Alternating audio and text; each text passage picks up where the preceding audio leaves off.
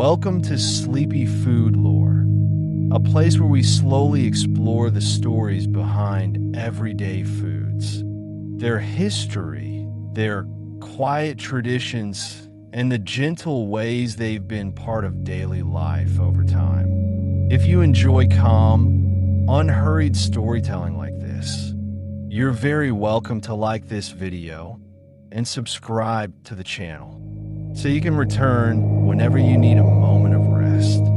For this video, you'll also find chapters listed in the description, so you can return to any part of the story or simply let it play through from beginning to end.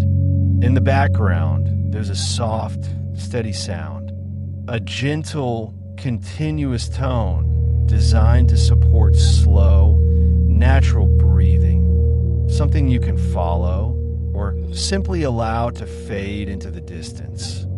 Tonight, we're exploring the story of limes, a zesty fruit that has found its way into kitchens across many places in many years. Sometimes in simple meals, sometimes in more familiar comforts, but always in quiet and steady ways. As you listen, there's nothing you need to focus on, nothing you need to remember. You can simply let the words drift past and allow your mind to slow in its own time. You might like to settle into a comfortable position, adjust your pillow, or gently close your eyes. And as we move through this story, we'll take our time, moving slowly through history, through traditions, and through the small, everyday moments connected to limes. There's no need to stay awake for any of it. You can listen or not listen, drift in and out, and let sleep come whenever it's ready. So settle in, get comfortable, and we'll begin. The lime tree grows low and wide, its branches reaching outward rather than upward. In open space, it forms a rounded shape, dense with foliage that filters the light into shifting patterns below. The leaves are smooth and oval, with edges that curve slightly, and a surface that reflects a muted sheen when the sun moves across them. If you brush against the leaves, they release a light citrus scent. It is not strong, but it lingers just enough to be noticed. This fragrance comes from oils held within the plant, present not only in the fruit, but throughout the tree itself. Along the branches, small thorns appear at intervals. They are firm and sharp, offering a quiet form of protection. Between them, new growth emerges in pale green shoots, gradually deepening in color as the leaves mature. The tree moves through this cycle steadily, without sudden change. The flowers arrive in clusters, each one small and white, with petals that open outward to reveal a soft yellow center.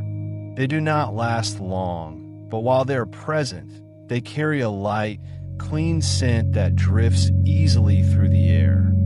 Bees and other insects gather here, moving from one blossom to the next, continuing a process that has remained unchanged for generations. As the flowers fade, the fruit begins to form. At first, the lime is barely visible, a small green sphere tucked close to the stem. Over time, it expands slowly, its surface smoothing as it grows. The skin remains firm, holding its shape even as the inside develops. Unlike some fruits, the lime does not signal ripeness through bright color. It stays green, deepening slightly or shifting toward a softer tone, depending on the variety. When held in the hand, a ripe lime feels heavier than it looks. Its skin gives only slightly under pressure, protecting the segments within. If cut open, the interior reveals a series of pale green sections arranged in a neat radial pattern. Each segment holds juice that gathers easily, ready to be released with the slightest squeeze. The flavor is direct and immediate. It arrives with a sharp edge, then settles into a clean finish that does not linger. This balance comes from its natural acidity, shaped by the conditions in which it grows, sunlight, temperature, and soil all playing a role in its final taste. There are several varieties of lime, each with small differences in form and use. The Persian lime, often found in markets, is larger and more uniform, with a thicker skin that allows it to travel well. The key lime is smaller, with a thinner rind and a more concentrated flavor. In Southeast Asia, other types appear, including those with textured skins or distinct aromatic qualities, use as much for their fragrance as for their juice. Despite these differences, the structure remains familiar. A protective outer layer, a segmented interior, and a balance of oil and acidity that defines its character. The tree thrives in warmth, preferring climates where frost is rare and sunlight is steady. It can grow in less than ideal soil, though responds best when given space and consistent care. Water supports its growth, but too much can slow it. Like many citrus trees, it finds its balance somewhere in between, neither dry nor saturated. Over time, a mature tree produces fruit in cycles, with periods of rest between harvests. There is no urgency in this process. The rhythm is gradual, shaped by the environment rather than external demand. Seen as a whole, the lime is a study in structure and restraint. Nothing about it is excessive. Each part serves a purpose, from the oils in the skin to the sharpness of the juice. It offers what is needed without extending beyond it. And in that simplicity, it has remained consistent, unchanged in its essential form, even as it has moved across regions and into different ways of life. The story of the lime begins in a region where land and water meet in long, irregular edges. In parts of Southeast Asia, citrus trees grew among thick vegetation, shaped by heat, rainfall, and the slow movement of seasons that did not divide the year as sharply as in colder climates. Early varieties of lime developed here, not as a single uniform fruit, but as a range of closely related types, each adapted to its immediate surroundings. There was no single moment of origin, no clear point at which the lime became what we now recognize. Instead, it emerged gradually, shaped by natural variation and the quiet influence of human cultivation. Seeds were carried, planted, and tended. Over time, certain traits were favored: flavor, yield, resilience.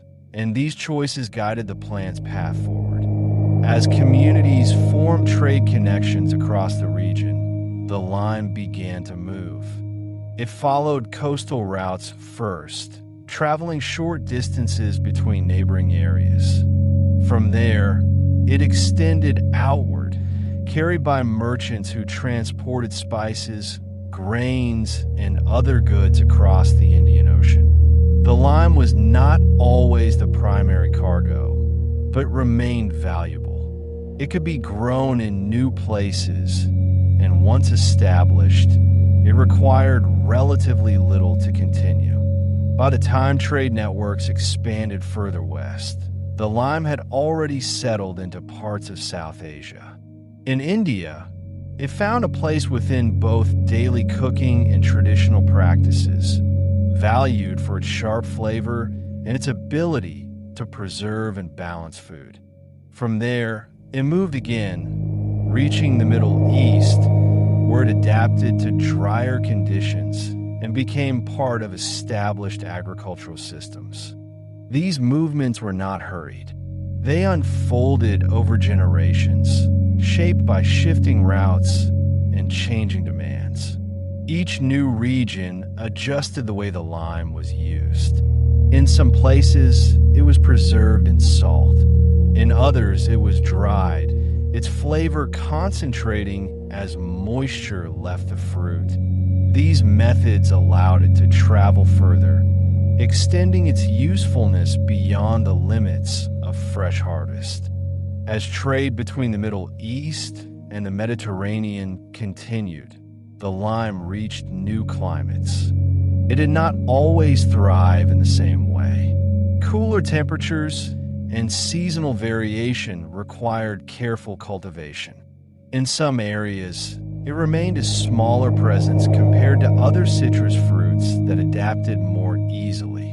Even so, it persisted, carried along by those who saw its value and continued to find ways to grow it. The next stage of its journey came with maritime exploration.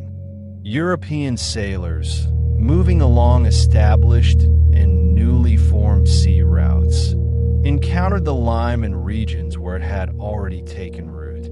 They observed its practical benefits during long voyages, particularly its role in maintaining health when fresh food was limited. This recognition changed how the fruit was regarded. It was no longer only a regional ingredient. It became a provision. Ships began to carry limes as part of their supplies, and in doing so, they carried the seeds further still. Across the Atlantic, the lime arrived in the Caribbean and parts of Central and South America. Here, the conditions suited it well. Warmth, rainfall, and fertile soil allowed it to grow with relative ease. It spread across islands and coastal regions, becoming integrated into local agriculture and daily cooking. In these new settings, the lime found a natural rhythm. It appeared in drinks designed to cool and refresh. It was used to season foods prepared over open heat. It blended with ingredients that had developed separately, creating combinations that reflected both local resources and the influence of earlier trade. The fruit did not replace existing flavors, it joined them. Over time, different varieties became more clearly defined. The small, aromatic limes associated with earlier cultivation continued to be used in some regions, while larger, more uniform types were developed for wider distribution. These changes were guided by practical needs, transport, storage, and consistency, rather than a shift in the essential character of the fruit. By the 19th century, the lime had become established across multiple continents. It moved through colonial trade systems, grown in one region and transported to another, sometimes as a staple, sometimes as a supporting ingredient. In certain places, it gained particular significance, tied to specific dishes or methods of preparation that would come to define regional cuisines. Yet even as its reach expanded, the lime retained a sense of quiet continuity. Its role remained consistent, to sharpen, to balance, to bring clarity to flavor. It did not require elaborate preparation or transformation. A simple cut was enough to release what it held. In the modern era, cultivation has become more structured.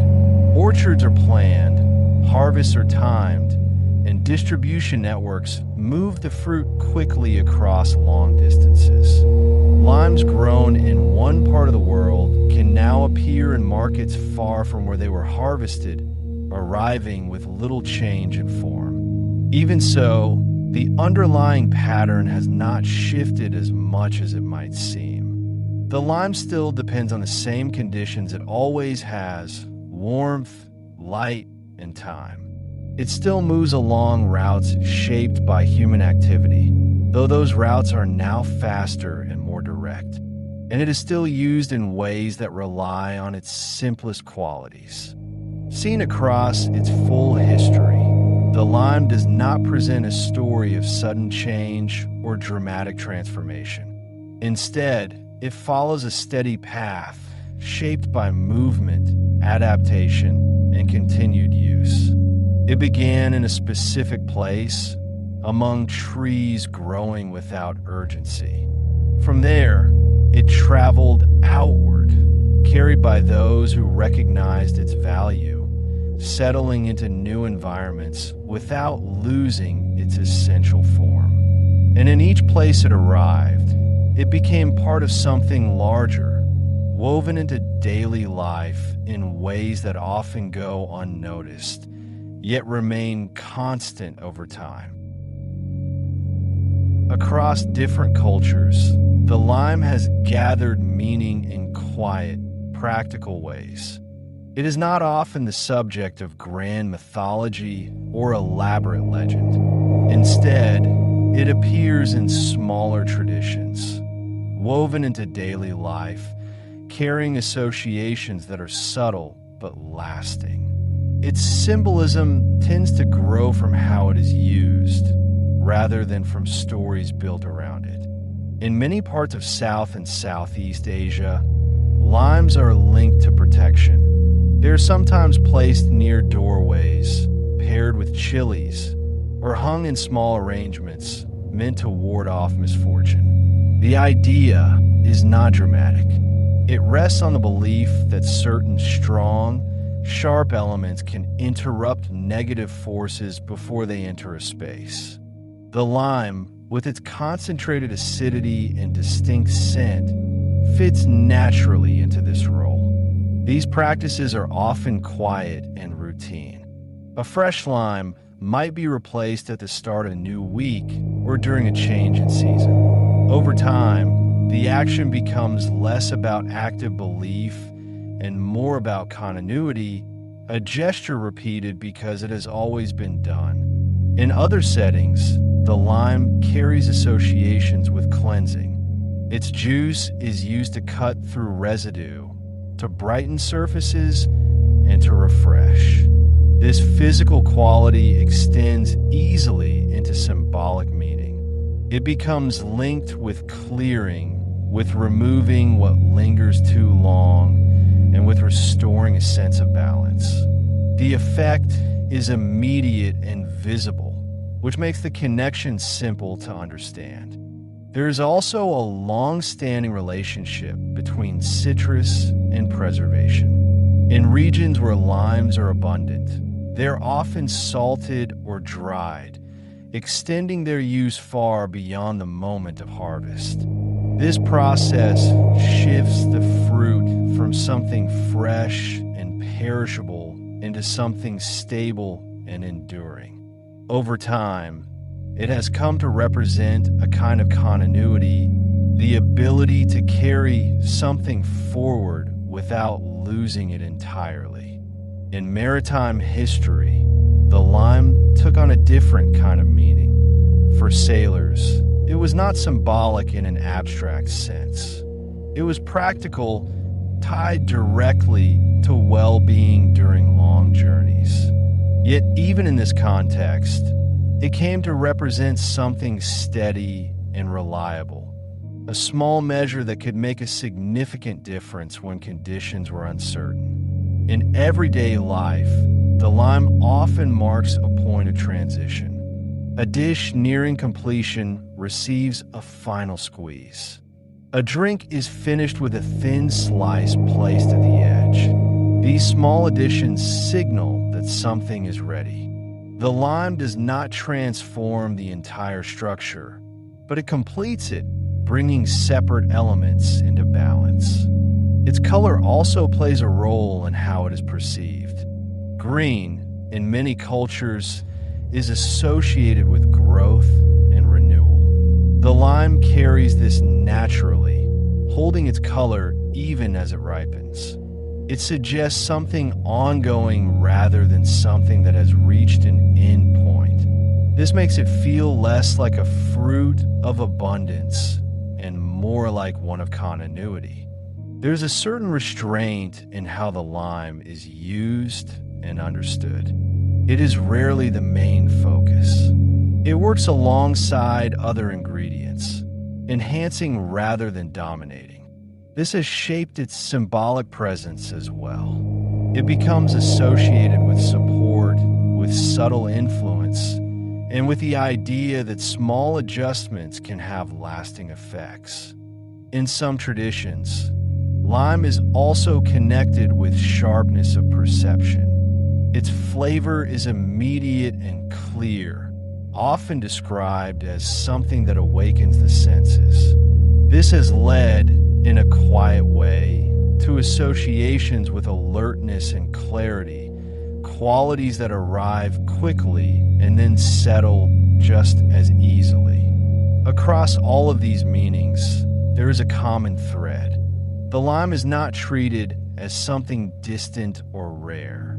It is familiar, handled often, and understood through use rather than explanation. Its symbolism does not rely on elaborate stories. Instead, it reflects repeated experience. What happens when the fruit is cut, tasted, preserved, or placed within a space.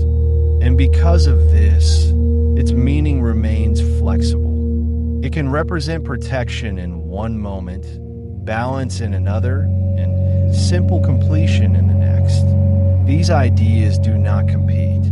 They exist side by side, shaped by context and habit. In the end, the lime's place in folklore and symbolism is much like its place in the kitchen. It works quietly, adding something that may not always be named, but is often felt. The movement of the lime begins close to where it first grew, in Southeast Asia. Early cultivation remained local, shaped by nearby exchange rather than long-distance trade. Communities shared plants across short distances, carrying seeds and cuttings between villages and along river paths. The spread was gradual, guided by familiarity with the land and a steady understanding of how the tree responded to its environment. From there, the lime moved into South Asia, as trade routes expanded across the Bay of Bengal. The fruit traveled with merchants who carried goods between coastal regions. In India, it settled into both agriculture and daily cooking, becoming part of established food practices. Its ability to grow in warm climates allowed it to take hold without difficulty, and its use became consistent rather than occasional. The next stage carried it westward into the Middle East. Overland and maritime trade routes connected India with ports along the Arabian Peninsula and beyond. The lime moved along these paths, adapting to areas where water was less predictable and cultivation required more structure. Here, it became part of systems that emphasized preservation, including drying and pickling, extending its usefulness across longer periods. From the Middle East, the lime reached parts of North Africa and the Eastern Mediterranean. Its presence in these regions was more limited, shaped by climate and competition with other citrus varieties. Even so, it remained part of trade networks, appearing in markets and small-scale cultivation. Its movement continued, carried less by widespread farming and more by its steady inclusion in exchange. A more significant shift came with the rise of European maritime travel. As ships moved along established routes to Asia and beyond, sailors encountered the lime in regions where it was already in use. Its value during long voyages became clear over time, and it was taken aboard as a practical provision. This marked a change in how the fruit traveled, no longer only through trade, but as part of the structure of exploration itself. From these voyages, the lime crossed the Atlantic. It arrived in the Caribbean, where the climate supported its growth with little resistance. Islands became key points of cultivation, producing limes that could be used locally or transported onward. The tree adapted quickly, and its presence expanded across the region, becoming part of both agriculture and daily life. Movement continued into Central and South America. In coastal regions, the lime integrated easily into existing food traditions. It was used with ingredients that had developed separately, forming combinations that reflected both local resources and earlier influences. Its role remained consistent, even as the context changed. By this stage, the lime had become part of interconnected trade systems. It moved between colonies and ports, shaped by demand and the practical needs of transport. Varieties that could withstand longer journeys were favored, leading to the wider distribution of more durable types. This shift did not replace earlier forms, but it added another layer to how the fruit was grown and exchanged. In the 19th and early 20th centuries, its movement became more structured. Commercial cultivation expanded, with orchards established in regions suited to large-scale production. Transport improved, allowing limes to travel further without significant loss of quality. What had once been a slow progression across regions became a more continuous flow between them. In the present day, the lime moves along global networks. It is grown in one country, packed, and shipped across oceans within days. Markets far from its original growing regions now carry it as a regular ingredient. Despite this speed, the pattern remains recognizable. Movement shaped by climate, trade, and the steady demand for its use. Across each stage, the lime does not change in essential form. What changes is the distance it travels, the systems that carry it, and the context in which it is used.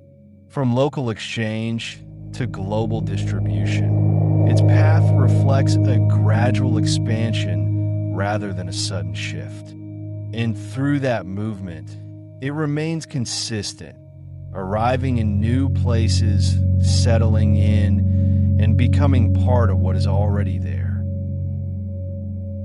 Growing a lime tree begins with a choice: seed or graft. Seeds can be planted, but they do not always produce fruit true to the original tree. For this reason, most cultivation relies on grafting, where a cutting from a mature tree is joined to a rootstock selected for strength and adaptability.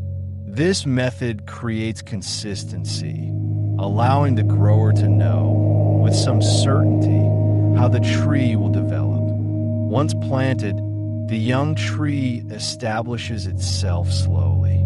Its roots extend outward first, anchoring into the soil before any visible growth accelerates above ground. During this stage, balance matters. The soil must drain well while still holding enough moisture to support steady development. Too much water can weaken the roots. Too little can stall the process entirely. As the roots settle, the first leaves begin to form. They emerge in small clusters, pale at first, then deepening in color as they mature. Growth comes in cycles rather than in a constant upward push. Periods of activity are followed by rest, each phase building on the last without urgency. Sunlight plays a steady role throughout. Lime trees require warmth and consistent light to develop fully. In regions where temperatures remain stable, growth continues with few interruptions. In areas with seasonal variation, the tree adjusts, slowing during cooler periods and resuming when conditions improve. Watering follows a similar rhythm. Rather than frequent, shallow watering, the tree responds best to deeper, less frequent intervals. This encourages the roots to grow downward, strengthening the plant as a whole. Over time, the tree becomes more resilient, able to withstand short periods of dryness without lasting harm. As the tree matures, its structure becomes more defined. Branches extend outward, creating space for air and light to move through the canopy. Pruning is sometimes used to guide this shape, removing crowded or damaged growth. The goal is not to control the tree entirely, but to support a form that allows it to produce fruit consistently. Flowering marks the next stage. Small buds appear along the branches, gradually opening into white blossoms. This phase is brief but important. Pollination takes place here, carried out by insects moving between flowers. Without this exchange, fruit will not form. After pollination, the petals fall away. In their place, small green forms begin to develop. At this stage, many do not continue. The tree sheds some of these early fruits, directing its energy toward those it can sustain. What remains grows slowly, each lime increasing in size over weeks rather than days. As the fruit develops, its outer skin thickens. It protects the interior from heat and moisture loss, holding the juice within. The color remains green, though subtle shifts may occur depending on the variety and growing conditions. There is no sudden visual signal of readiness. Instead, ripeness is judged through texture and weight. Harvesting follows careful observation. A lime that is ready will feel firm but not hard, with a slight give when pressed. It will also feel heavier than an unripe fruit of the same size. These small differences guide the timing, allowing the grower to select fruit at the right moment. The act of picking is simple. Each lime is cut or gently twisted from a branch, leaving the surrounding growth undisturbed. This process is repeated by hand, one fruit at a time. There is no need for haste. The work moves at a steady pace, guided by attention rather than speed. Once harvested, the limes are sorted. Those that meet the desired size and condition are set aside for transport or sale. Others may be used locally, where appearance matters less than flavor. This separation ensures that each fruit finds its place, whether in markets or kitchens nearby. Storage comes next. Limes are kept in conditions that slow moisture loss without causing damage. They do not continue to ripen significantly after being picked, so their quality depends on how they are handled from this point forward. Careful storage extends their usability, preserving both texture and taste. In larger operations, this process expands but does not fundamentally change. More trees, more hands, and more structured systems increase the scale, yet each step remains recognizable. Planting, tending, flowering, and harvesting continue in the same sequence, shaped by the same conditions. Across all settings, the pace remains steady. There are no shortcuts that replace the need for time. Growth cannot be rushed without consequence, and each stage depends on the one before it. The tree responds to its environment in measured ways, adjusting but not accelerating beyond its natural rhythm. Seen from beginning to end, the process of growing and harvesting limes is defined by continuity. Each season follows the last, with small variations shaped by weather, soil, and care. The work is repeated, not identically, but with enough consistency to create a pattern that can be relied upon.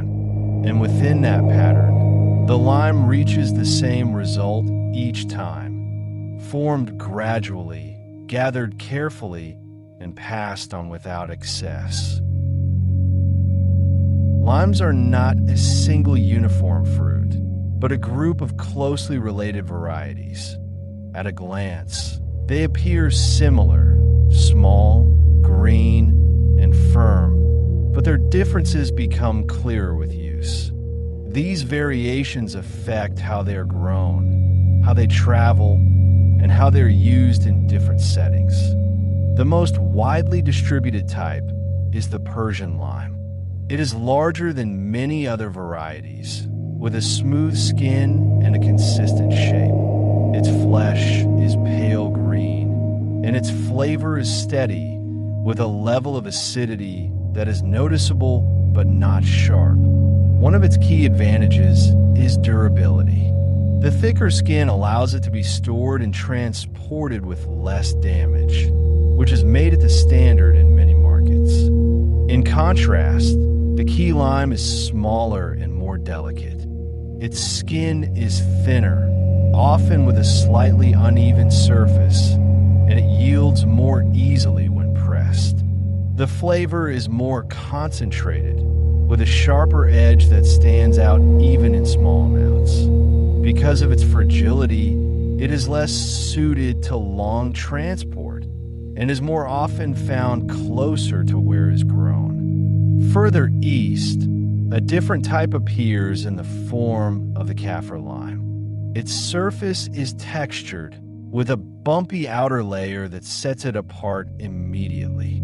The fruit itself is used less for juice and more for its aromatic qualities. The leaves, in particular, are valued for their fragrance and are used in cooking where scent plays a central role. Another variety, sometimes referred to as the desert lime, grows in more arid regions. It is smaller again, often round and compact, with a flavor that can vary depending on conditions.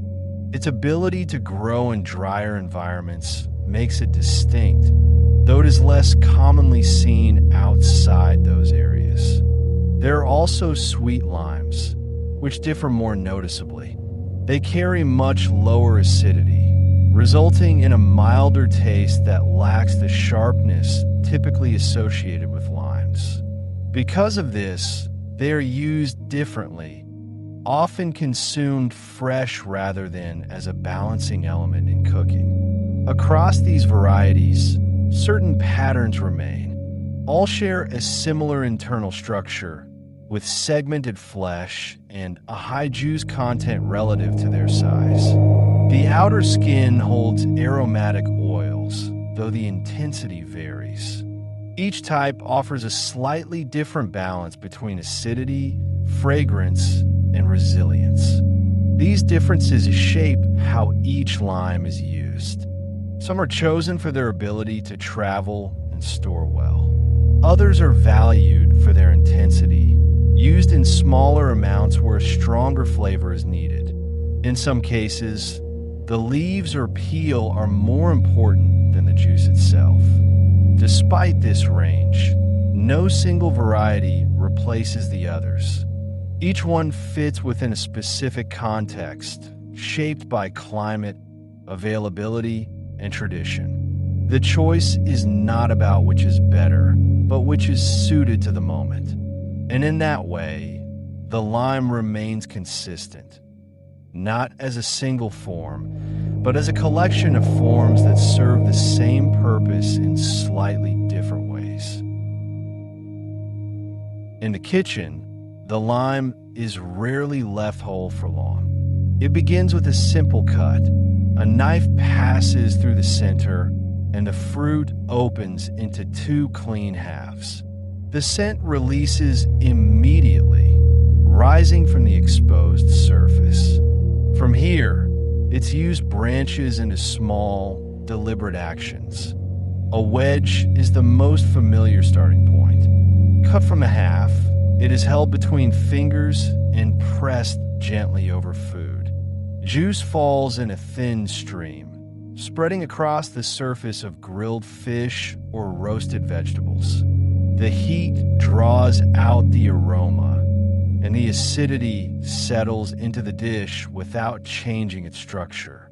The action takes only a moment, but the result is noticeable. Slicing follows a different rhythm. Thin rounds are cut crosswise, each piece showing the pale segments arranged within. These slices are placed along the rim of a glass or dropped into water. As they rest, the juice moves slowly outward, shifting the flavor over time rather than all at once. The process is gradual, shaped by contact rather than pressure. Zesting comes before the fruit is cut. A fine grater removes the outer layer of the peel, collecting small flecks that carry concentrated oils. These are added to mixtures where fragrance is needed without additional liquid. Folded into dough or stirred into a dressing, the zest disperses evenly, leaving a light citrus note that stays in the background. Juicing is more direct. The halves are pressed by hand or with a tool, extracting liquid quickly. Seeds are removed, and the juice is used immediately. It may be poured into a bowl with oil and salt, then whisked into a dressing that coats leaves evenly. It may be stirred into a marinade, where it begins to act on the surface of meat or fish, softening it over time. In some preparations, the lime is used early in the process. Juice is added to raw ingredients, beginning a slow transformation. In ceviche, pieces of fish are combined with lime juice and left to rest. The acidity changes the texture, firming the flesh without heat. Other ingredients are added later, but the lime sets the foundation. In cooking over heat, timing becomes more precise. If added too early, the brightness fades. If added too late, it sits apart from the dish. A small amount stirred in just before serving blends more naturally, carried by the warmth without being diminished by it. This balance is adjusted by experience rather than measurement. The peel can also be used in larger pieces. Strips are cut away and added to simmering liquids, where they release flavor slowly. In soups or broths, this creates a layer that builds over time. The peel is often removed before serving, having already given what it holds. In preserved forms, the lime takes on a different role. Whole fruits may be packed in salt and left to rest for extended periods. Over time, the texture softens and the flavor deepens.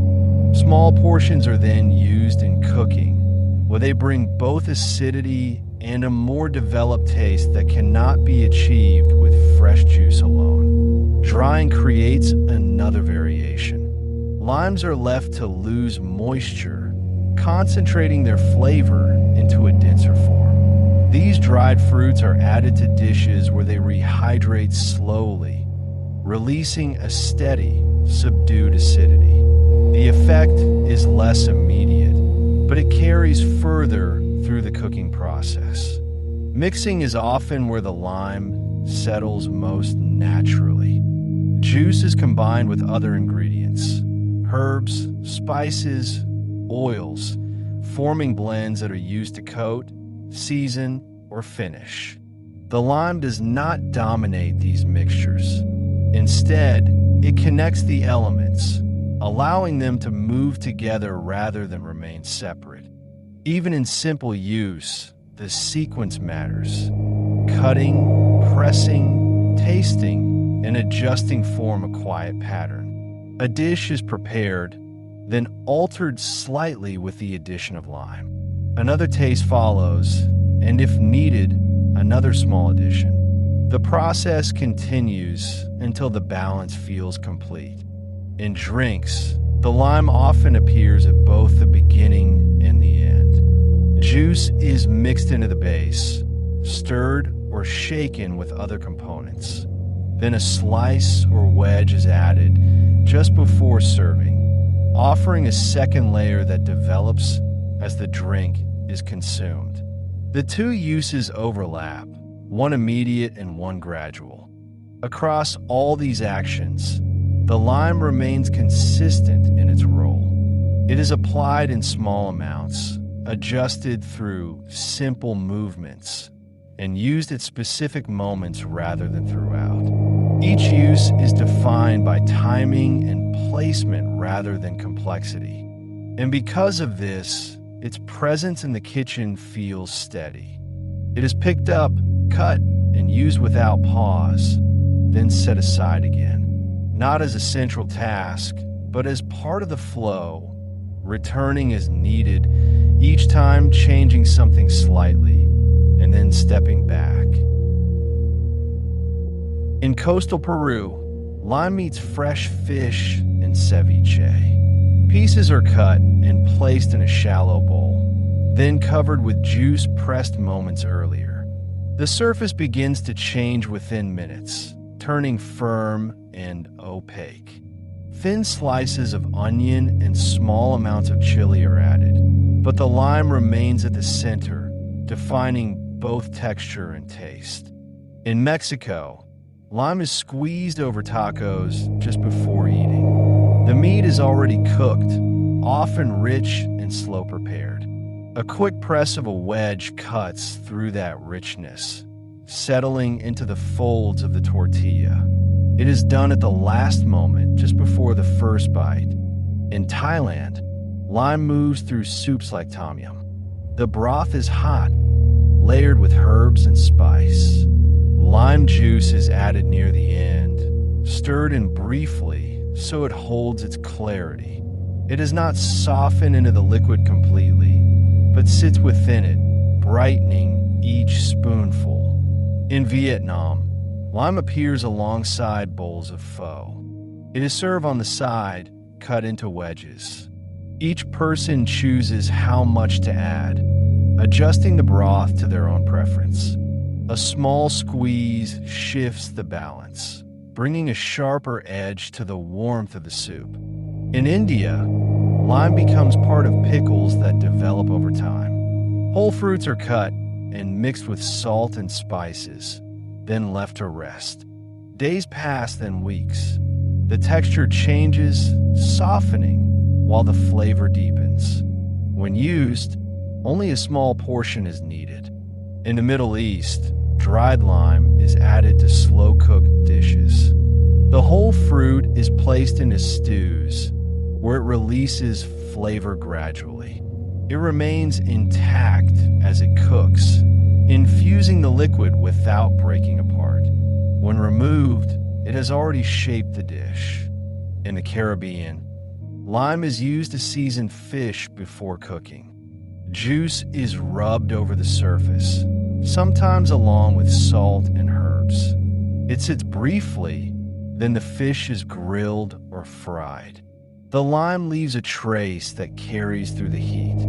In Brazil, lime is pressed into a caipirinha. Pieces of the fruit are cut and placed in a glass with sugar, then crushed together. The juice mixes with the sugar before the liquid is added. Ice follows, and the drink is stirred until the elements combine. In the United States, key lime pie takes a different approach. Juice is mixed with sweetened milk and poured into a crust. As it rests, the filling sets without baking or with only brief heat.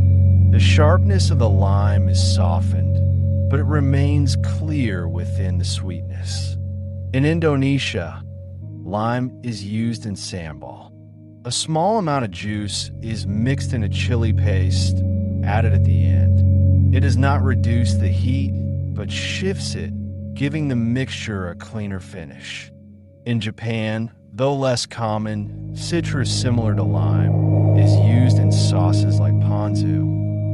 juice is combined with soy and other ingredients, forming a thin, balanced liquid.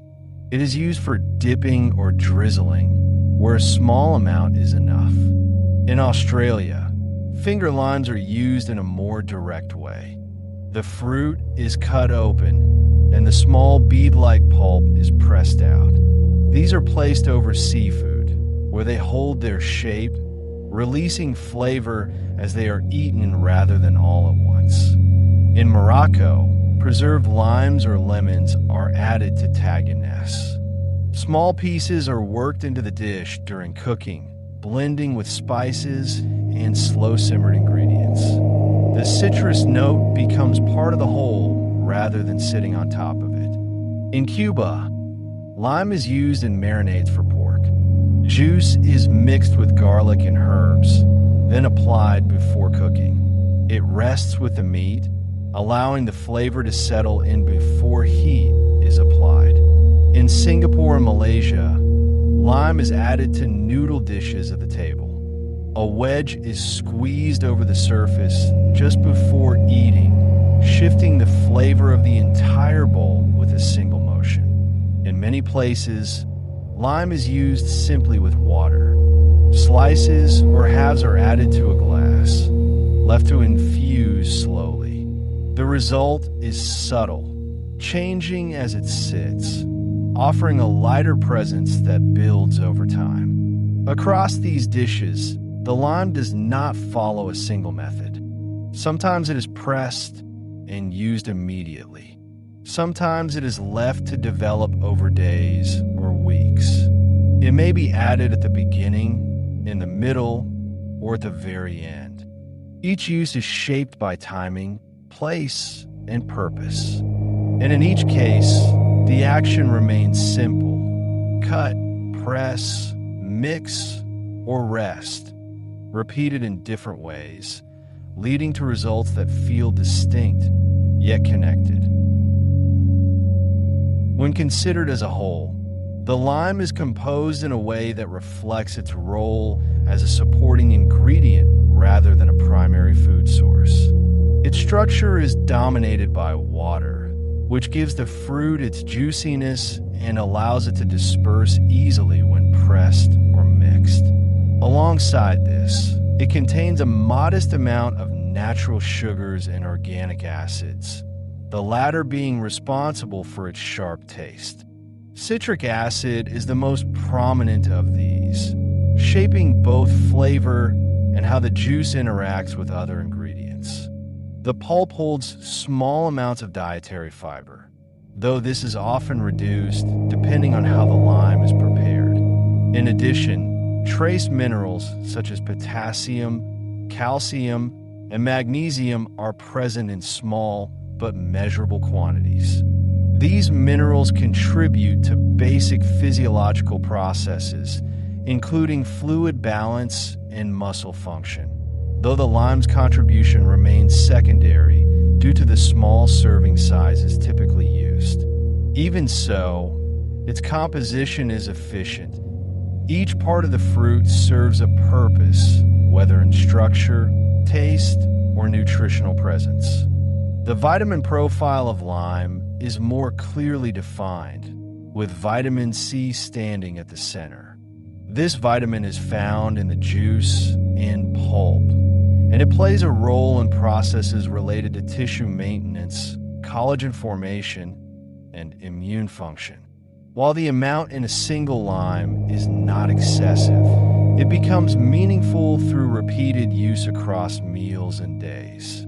Vitamin C is also sensitive to heat and air, which means its presence is best preserved when the lime is used fresh or added toward the end of cooking. Beyond this, limes contain smaller amounts of B vitamins, including folate and vitamin B6. These support metabolic processes, particularly those related to energy use and cellular function. There are also trace amounts of vitamin A in the form of carotenoids, though these are not a dominant feature. The overall vitamin content reflects a pattern of subtle contribution, Nothing in isolation stands out as dominant beyond vitamin C, but together they form a steady addition to the broader diet. Looking more closely, the lime also contains a range of polyphenolic compounds that develop as part of the plant's natural growth and protection systems. These include flavonoids such as hesperidin, eriocitrin, naringin, and quercetin, each present in varying concentrations depending on the variety and growing conditions. These compounds are often concentrated in the peel and the layers just beneath it, where they help protect the fruit from environmental stress, such as sunlight and pests. In the juice, they appear in smaller amounts, but still contribute to the overall chemical profile. Polyphenols are associated with antioxidant activity, meaning they interact with reactive molecules within the body in ways that may help limit certain types of cellular stress. Their presence is not something that can be easily observed during use, but it subtly shapes both the taste and the functional properties of the fruit. The slight bitterness found in the peel, for example, is linked to these compounds, adding another layer to how the lime is experienced when used whole or zest. In a broader context, the nutrients and compounds found in limes are generally understood as part of a cumulative pattern rather than a single, defining source of nutrition. The fruit is rarely consumed in large quantities, so its value builds gradually through frequent, small uses, squeezed over food, stirred into drinks, or incorporated into recipes over time. This pattern aligns with how many plant-based compounds are considered in nutrition, not as isolated elements, but as part of a varied and consistent intake. The lime's combination of vitamin C, trace minerals, organic acids, and polyphenols contributes to this wider picture without dominating it. Its role remains supportive, reinforcing balance rather than providing bulk. Because of this, it is often viewed less as a nutrient-dense food in the traditional sense, and more as a functional addition, one that enhances both flavor and nutritional variety through steady, repeated presence. There is a quiet way in which the lime brings things into balance. It does not change a dish by adding weight or richness. Instead, it adjusts direction. A small amount shifts how other elements are perceived, drawing certain flavors forward while easing others back. This effect is not dramatic, but it is immediate. In cooking, this often appears at the very end. A finished dish may feel complete in structure, yet slightly settled or heavy. A small squeeze of lime moves through it quickly, lifting what was already there. The change is not in the ingredients themselves, but in how they come together. Edges become clearer. Individual parts are easier to notice. This same quality carries into how the lime is experienced more generally. Its taste arrives with precision, then clears just as quickly. It does not linger or build. Instead, it resets the palate, creating space before the next bite or sip. This brief pause allows flavors to be experienced again without overlap. There's also a steady relationship between sharpness and restraint. Too much lime can overwhelm, flattening other elements rather than supporting them. Too little may pass unnoticed. The balance lies in a narrow range, found through small adjustments rather than fixed measurement. This invites attention, but not effort, an awareness that develops naturally over time. In this way, the lime encourages a particular kind of use. It is added in moments, not in bulk. It is tasted, then adjusted, then tasted again. The process is gradual, guided by response rather than instruction. Each addition is small, but each one matters. Beyond the act of cooking, this idea of balance extends more quietly. The lime does not dominate the spaces it enters. It works alongside, shaping without taking over.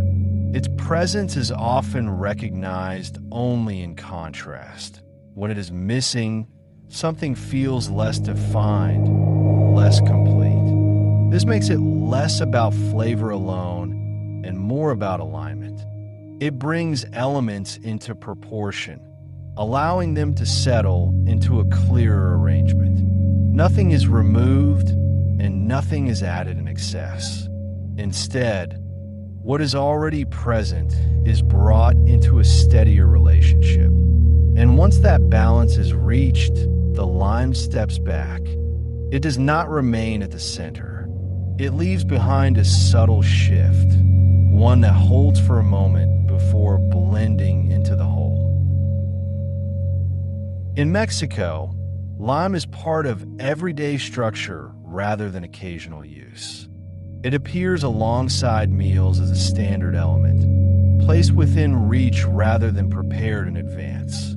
Street vendors keep cut halves ready, and meals are often adjusted at the point of eating. The lime is not measured or portioned carefully. It is used instinctively, added in response to taste rather than instruction. Moving south into Brazil, lime takes on a more central role in drinks. It is handled directly in the glass, cut into pieces, and worked into the base of the drink before anything else is added. This method draws out both juice and oil from the peel, creating a layered flavor that develops as the drink is consumed. The process is visible and immediate, forming part of the experience rather than happening in the background. Across the Atlantic in West Africa, lime is often used in marinades and grilled foods. It is combined with ingredients that are ground or blended, forming mixtures that coat meats before cooking. The lime works into the surface during this stage, interacting with heat later rather than being added at the end. Its presence is absorbed into the structure of the dish. In North Africa, preserved citrus takes on a more lasting role. Limes or similar fruits are stored over time, then introduced into slow-cooked dishes in small amounts. The flavor is deeper and more settled, integrated into the cooking process rather than added as a fresh element. It becomes part of the base rather than a finishing detail. In the Eastern Mediterranean, lime appears less frequently, but still holds a place. It is used in certain regional preparations where a sharper citrus note is needed, often alongside herbs and oils. Its use is more selective, shaped by availability and preference rather than habit. Further east, in the Middle East, dried lime becomes more common than fresh. The fruit is preserved whole and added to dishes during cooking, where it releases flavor gradually. It is not cut or squeezed, but left intact, allowing time and heat to draw out its qualities. The result is subtle, carrying through the dish without standing apart. In India, lime is worked into food at multiple stages. It may be added early, mixed into preparations that develop over time, or used at the table to adjust flavor just before eating. It also appears in preserved forms that are kept and used in small portions. The approach is varied, with no single method defining its use. In Southeast Asia, lime is closely tied to freshness. It is often combined with herbs, forming mixtures that are assembled just before serving. The juice is added last, bringing the elements together without softening their individual textures. The result is immediate, shaped by timing rather than duration. In China, lime is less central but still present in certain regions.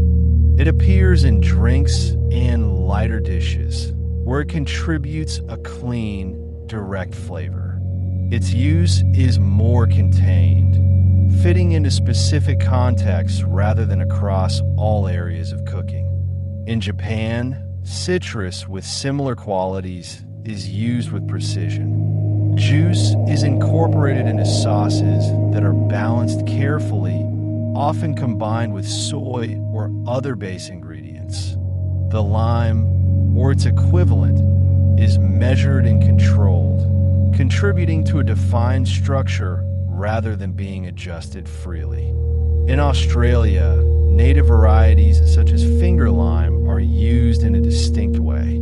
The fruit is opened, and its interior is released in small, separate pieces. These are placed onto dishes at the end, where they hold their shape and provide bursts of flavor as they are eaten. The effect is contained within each bite rather than spread throughout.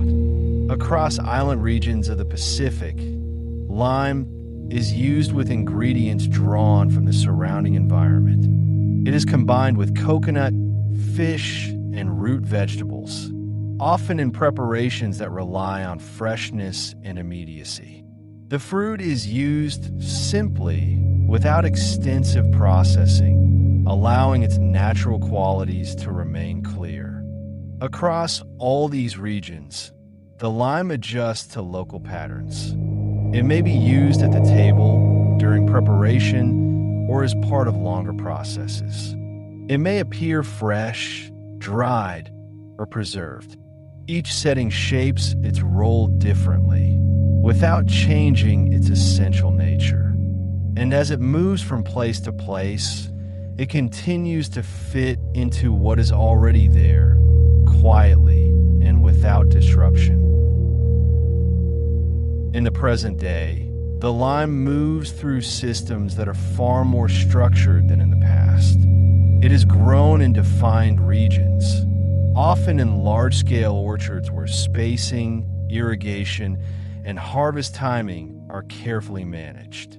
These systems are designed for consistency, allowing the fruit to be produced in predictable quantities across the year.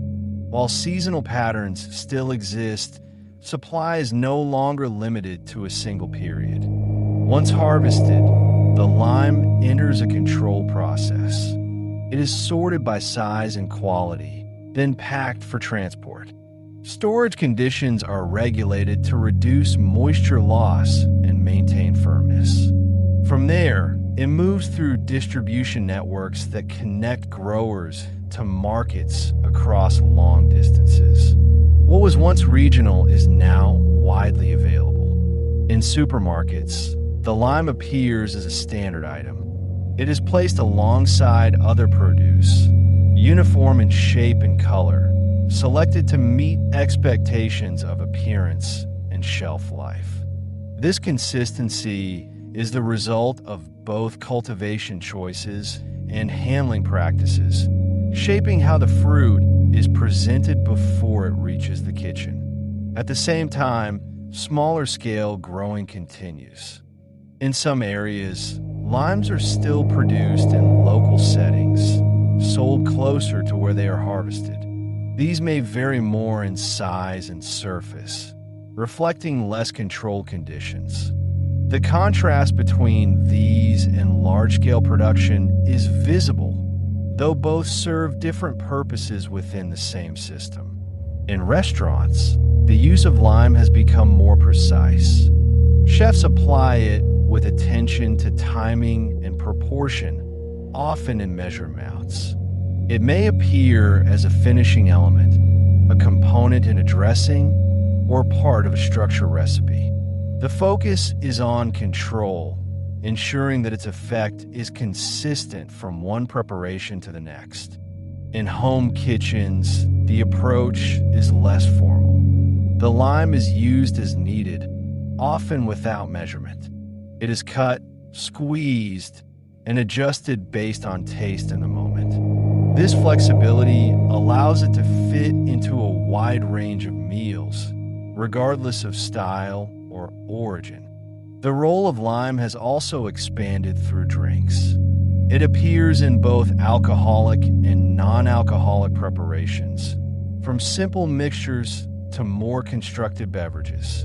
In these settings, it is often used in combination with other elements, contributing to balance rather than acting alone. Beyond direct use, lime has become part of processed foods.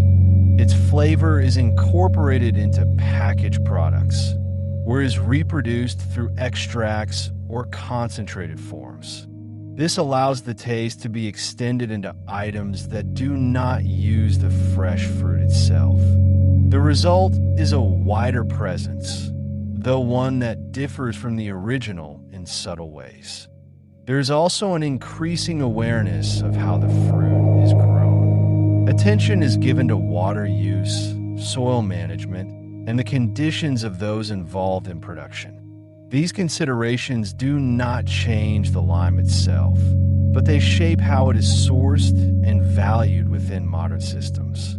Despite these developments, the way the lime is used remains largely unchanged. It is still cut by hand, still added in small amounts, still adjusted to taste. The tools and systems around it have become more advanced, but the interaction at the point of use stays simple. In this way, the lime exists in two contexts at once. It is part of a global network that moves quickly and operates at scale. At the same time, it remains a small, physical object handled directly and used in immediate ways. And within that contrast, its role stays consistent, fitting into modern life without requiring it to change. There are small details about the lime that tend to surface over time, often noticed in passing rather than learned all at once. Some of these details are tied to history. During long sea voyages, British sailors were regularly given citrus to help maintain their health. Limes became part of that routine, and over time, the nickname limey emerged. It stayed in use long after the practice itself became ordinary, a quiet trace of how the fruit once moved across oceans. Other details appear in more practical moments. When a lime is picked up and cut, it is usually still green. Unlike many fruits, it does not need to change color to signal readiness. Its flavor at this stage is already settled, shaped more by weight and firmness than by appearance. A heavier fruit with a slight give under pressure often holds more juice. Before cutting, some people roll the lime gently against the surface. It is a small, habitual action. The pressure softens the inside just enough to make the juice easier to release, though nothing about the outside changes. Once opened, the fruit reveals more than just liquid. The peel carries oils that are released through contact, by cutting, pressing, or even twisting slightly. These oils hold a scent that is clear and immediate, and they are often used in ways that extend beyond the fruit itself. The juice, once expressed, begins to act quickly. It can be added to cut fruit to slow the changes that come with exposure to air, helping surfaces hold their color a little longer. In other situations, it is used to clean, breaking down residue through its acidity. The same quality makes it useful for removing strong scent from the hands, leaving behind something lighter. In some varieties, the experience shifts slightly. Key limes, for example, contain more seeds, which changes how they are handled when juicing. Finger limes move in another direction entirely, releasing small beads instead of a steady flow, holding their shape until they are eaten. The tree itself follows a different rhythm from many other crops. In warm climates, it can produce fruit at multiple points throughout the year rather than in a single season. This creates a steady presence where growth and harvest overlap rather than occur in distinct stages. Even so, once picked, the lime begins to change. If kept too long, it can lose moisture, and with that, a slight bitterness may develop.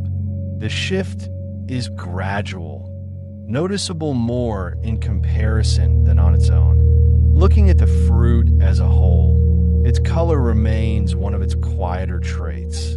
The green comes from chlorophyll, and it often stays even as the fruit matures. There is no clear visual signal marking a final stage, only small differences in texture and weight. In earlier times, this made transport more uncertain. Without modern storage, the lime's thinner skin offered less protection, requiring more careful handling than other citrus. Its movement depended not only on distance, but on how well it could endure the journey. And even now, in something as simple as choosing a lime, these details come together. A brief moment of attention, a look, a touch, a sense of weight, is enough to understand what it holds. Nothing about it is hidden. It simply asks to be noticed in small ways, one detail at a time. The lime does not leave a strong final impression. It is not something that lingers heavily or asks to be remembered in detail. Instead, it passes through quietly, used, noticed for a moment, and then absorbed into the whole of what surrounds it. Its presence has always been like this. From its early growth in warm regions to its movement across oceans and into kitchens around the world, it has remained consistent in its nature. It adapts without changing too much. It fits without needing to stand apart. In the end, it is defined less by what it is on its own and more by how it interacts. A small adjustment, a subtle shift, a quiet way of bringing things into place. And perhaps that is why it settles so easily into memory, not as a single, clear image, but as part of a larger rhythm. A pattern of use that repeats without effort. A familiar action that feels complete each time it is done. There is nothing complicated in this. No need to examine it closely or hold on to every detail. The story of the lime has already unfolded, moving at its own pace, without urgency or interruption. Now, there is nothing more to follow. The movement slows, the details soften, and what remains is simple, a sense of balance, a sense of completion, a quiet space where nothing more needs to be added. Now you can begin to settle, take a slow, easy breath, and let go. Allow your body to soften and your thoughts to quieten. There's nothing you need to hold on to. Just rest and drift gently into sleep. Good night until we meet again.